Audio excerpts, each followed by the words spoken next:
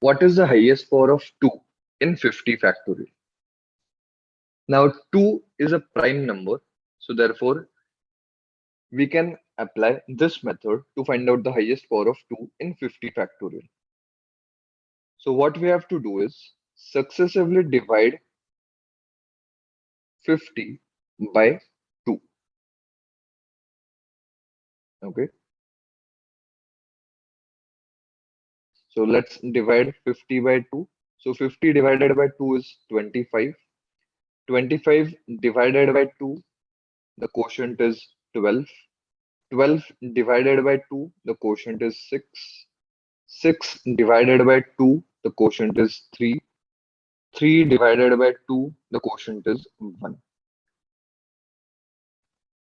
Now we have to continue this successive division till the quotient becomes less than the divisor. So you can see here the quotient is 1 and the divisor is 2. So you have to continue till you get this situation. Now we have to find out the highest power. So what we have to do is simply add all the quotients.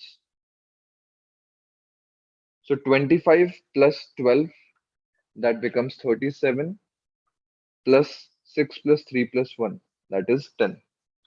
So 37 plus 10, we get the answer as 47. So option C will be your answer.